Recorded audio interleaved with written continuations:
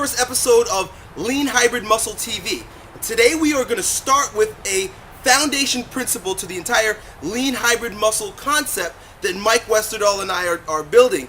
And as you know, the result that we're aiming to achieve is to build muscle and burn fat at the same time, which is something that most fitness professionals think is impossible. But we're going to give it a shot. Now, where we're going to begin is with the muscle fiber types, because you've heard us say things like this type 3 muscle fiber, and when training, the type 3 hybrid muscle fiber.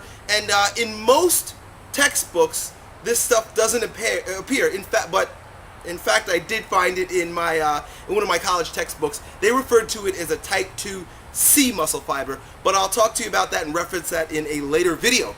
Today, we're just going to outline the 3 types of muscle fibers, and then I'm going to delve into how we can access the type 3 muscle fiber, because that is exactly how we're going to build the muscle faster, and that's exactly how we're going to burn fat at the same time. So check it out.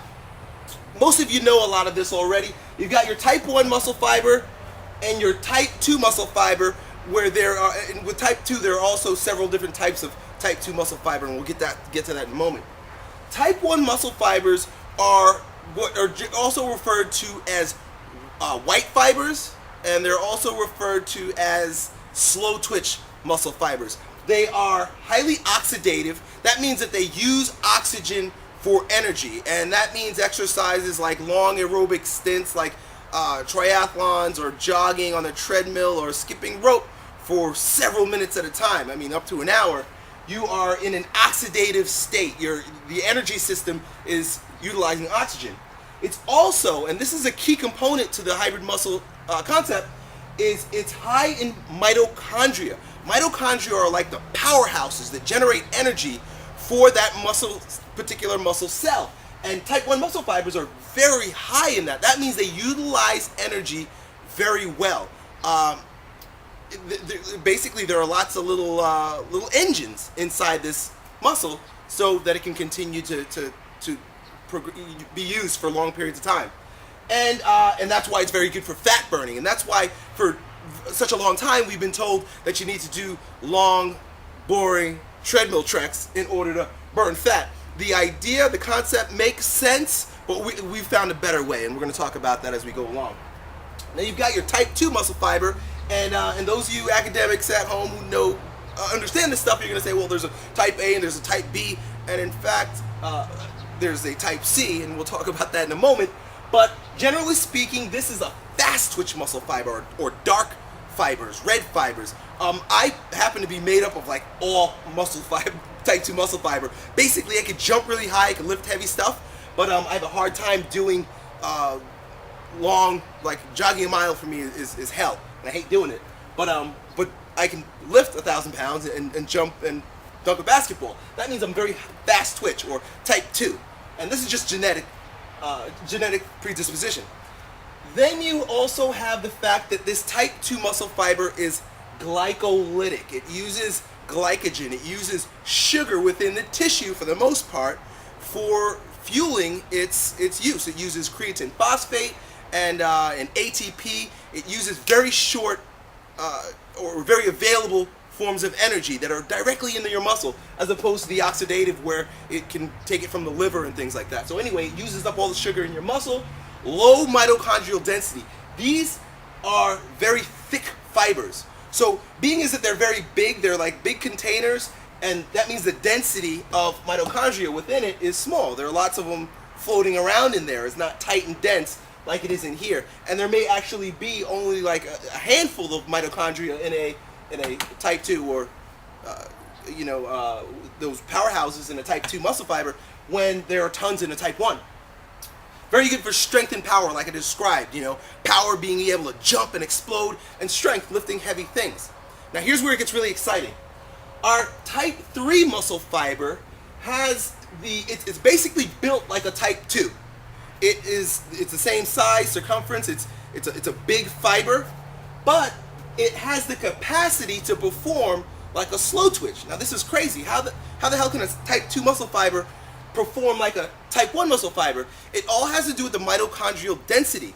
See, the thickness and size of this muscle fiber allows it to perform that power and that strength. But because it's very high in mitochondria, that means it can utilize oxygen. In other words, it can go for long periods of time with strength and power. I mean, this is ridiculous. This is crazy. But I'll show you why I got so interested in it in a moment and why I know it works. It builds muscle because it's a thick type 2 fiber, and burns more fat because it is also performing like a type 1. Now, here is the fuel that drives this engine. Here's what makes this all happen and all possible. And I'll also tell you why most people don't access this type of muscle fiber. Because it is all based on this word.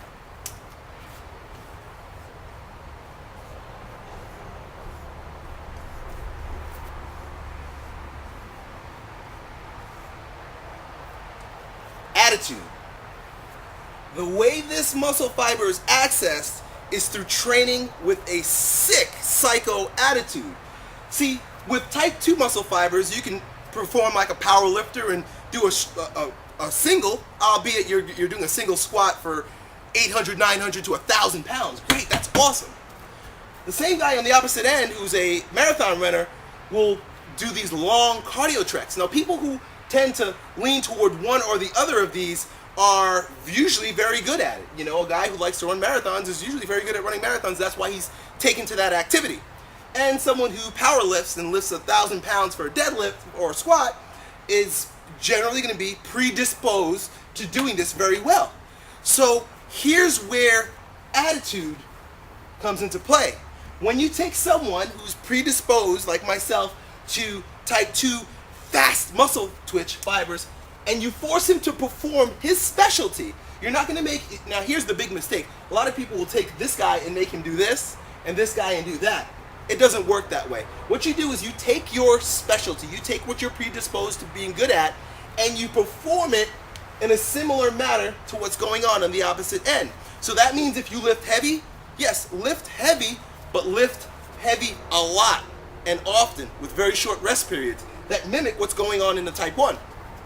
Type 1, yes, you can perform for long periods of time, but guess what now? Now you're going to try to perform in the same fashion, and we're going to talk all about how we design programs for each one of these types, but you're going to design programs that feed your strength, that lend towards your strength, allowing you to use cardio, but you're going to now add in some things that elicit that type 2 response. And the only way that this happens is if you cultivate just a sick attitude to push yourself from one to the end. And I got to tell you, it's not something easy to do. It's not for everyone. But I'd like to know how it's worked out for you, if you've ever experienced anything like what I'm describing right now, and what type of results you've gotten. So if you're at our Access blog, go down, leave your comments. I want to know what's going on. Also, this is video number 1 of a series, and I'd like to make sure that everyone is getting this information. So before I publish series or video number 2, I want to get at least 25 comments. So make sure if you're watching this video and you like it, you go to the blog, or if you're watching this on YouTube, you go to leanhybridmuscle.com. Just put your email address and you get access to the blog, and then just leave a comment below. All right, I hope that was helpful for you. Let me know what you think. Talk to you next time.